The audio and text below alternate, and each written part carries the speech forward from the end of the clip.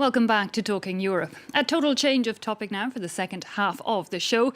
In a week where the EU launched a new border agency to keep migrants out, and one member state, Hungary, held a referendum calling on its people to refuse refugees. Well, we're going to once again look at the state of the EU and how it's dealing in particular with migration. Please welcome in studio with us former French Minister for Europe, Ms. Noëlle Lenoir.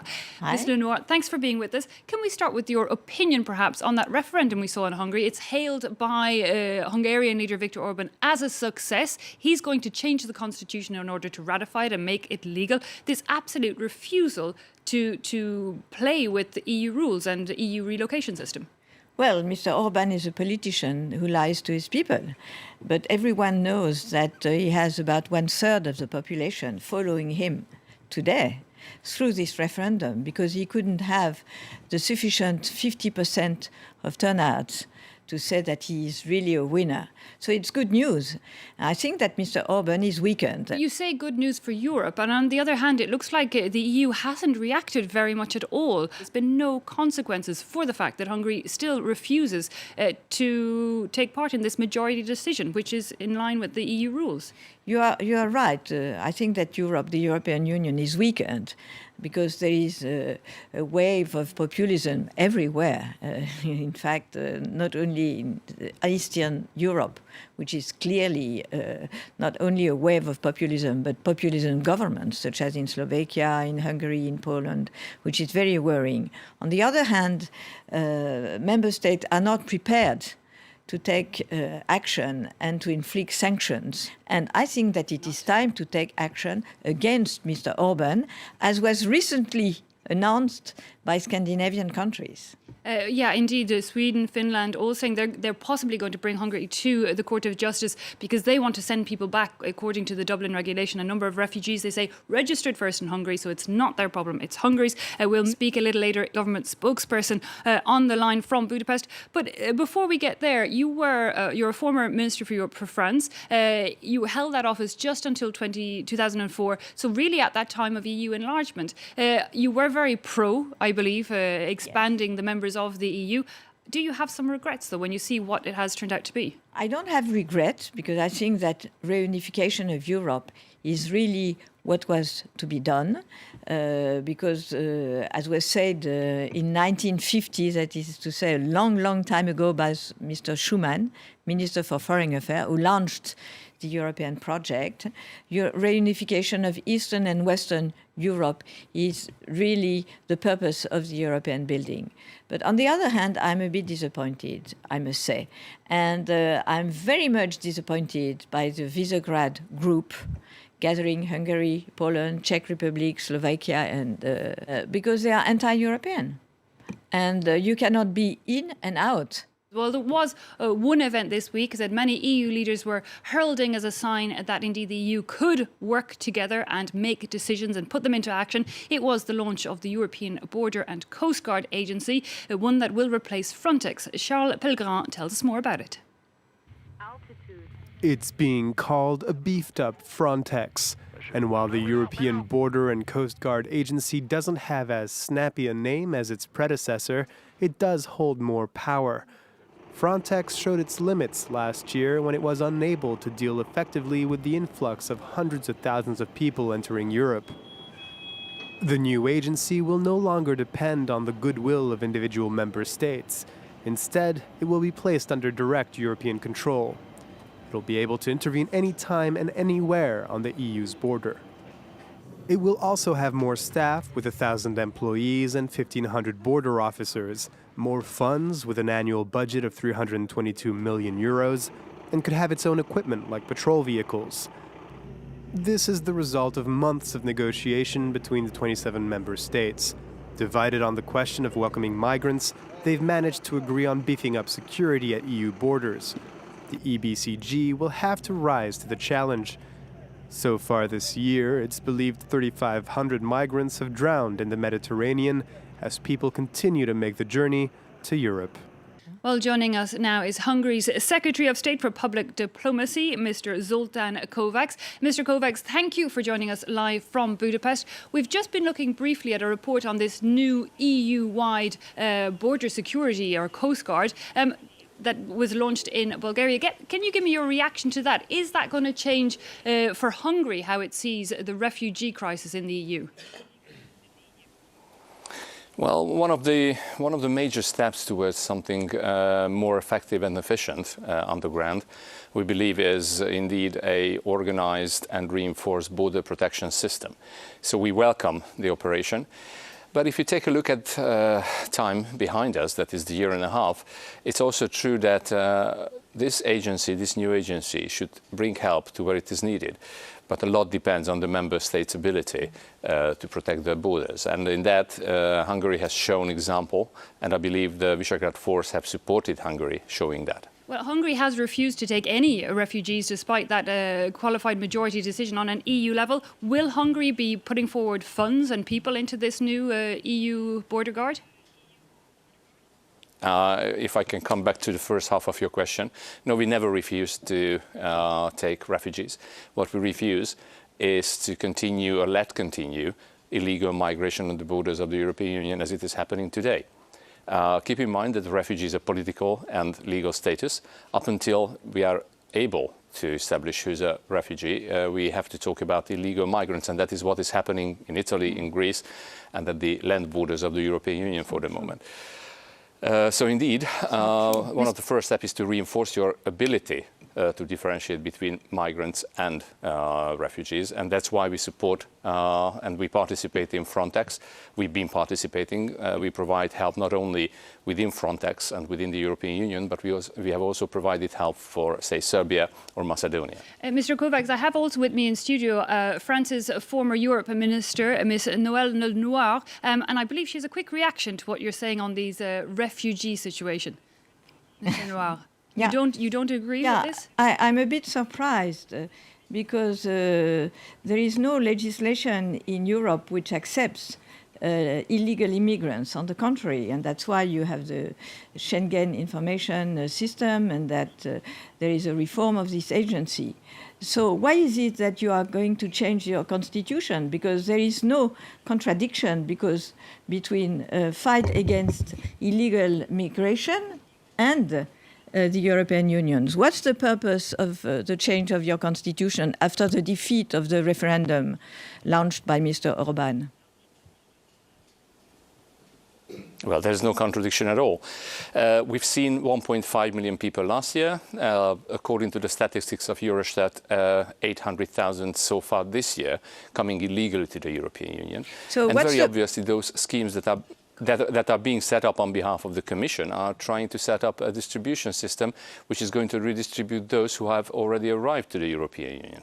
And we are obviously very strongly opposed to that. Indeed, we are working very hard to ensure that the Schengen Treaty, the Schengen Protocol, and the Dublin Protocols are being observed. But that's not the case, and I'm afraid, since not many other countries are following these protocols at the moment, that's going to be the case for a while.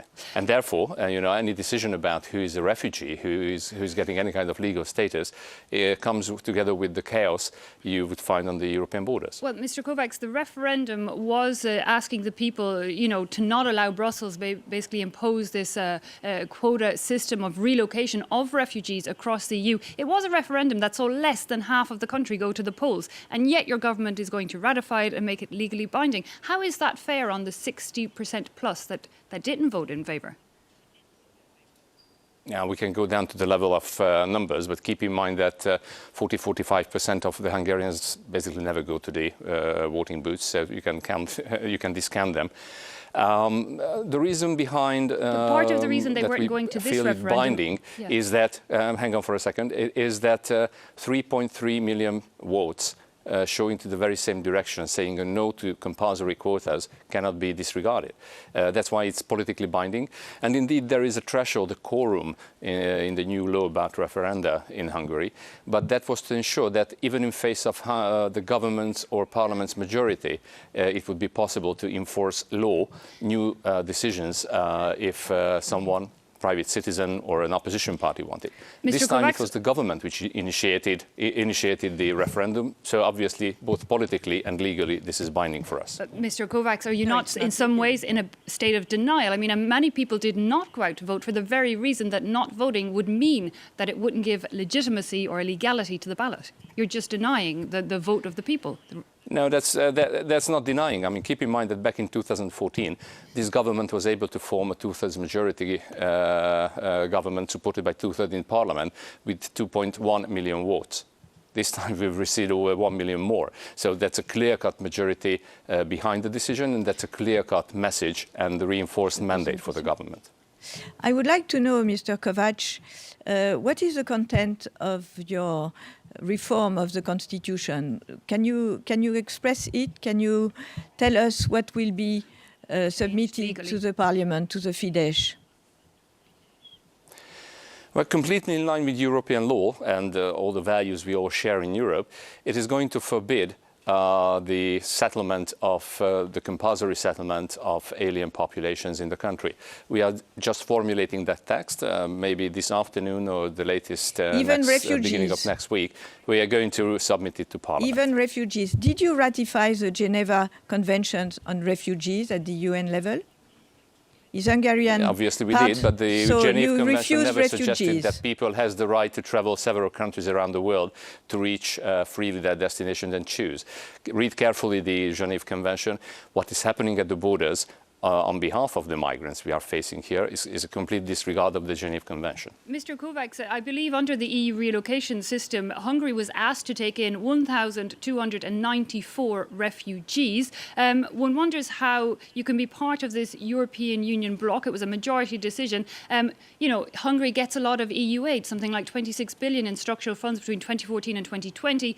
This it's willing to take, but when there's something it doesn't like on a European level, you're absolutely refusing to go with the rules. Now, you have to hang on here for a second. The so-called cohesion funds were not established for Central European countries and for Hungary, but were established for the Southern European countries, including Italy, Spain, Portugal, back before the Central Europeans come to members of the European Union. So it's a very careful and sophisticated system of redistributing sources to close the gap of economic development. But nonetheless, you received 26 billion between 2014 and 2020 under the structural funds. Most of that money is contributing to the competitiveness of the European Union. But let me come back to your first suggestion. The referendum was not about the past. As a matter of fact, we believe that the decision on behalf of the mid-levels of council, that is the ministers of interior, were against European law because they went around the decisions of the Prime Minister twice last year, who decided about a voluntary quota.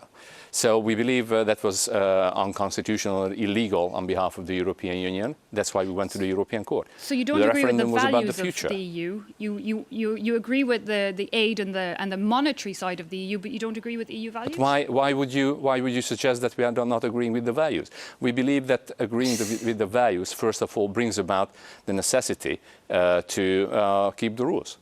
The first measurement of solidarity is not a quota system in any way. The first measurement of solidarity is how you keep the rules and how you follow the protocols that are there. And last year, for almost a year and a half, 2 years, what we see that many countries very conscientiously are disregarding these protocols and rules. Mr. Lenoir, how do you react to that? That a lot of countries are. I would like to know if you intend to support the values of Europe, and what do you like in Europe? It's a really interesting question. How can you suggest that we are not accepting or not sharing the values of Europe? I want you to answer my question. I want you to say what is good in Europe. What is good is in Europe that you cannot disregard the will of member states and the people living in those member states, and also that you don't have double standards. So you don't point your finger on the countries which are trying to keep the existing rules of the European Union and suggest that they are doing something unusual or something against the European Union.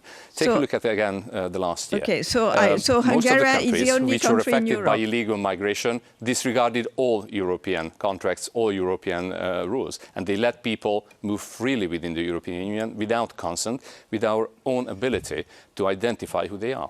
We don't read the same treaty, Mr.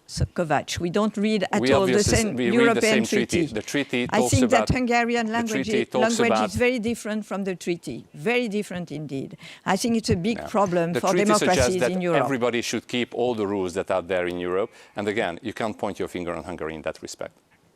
I do.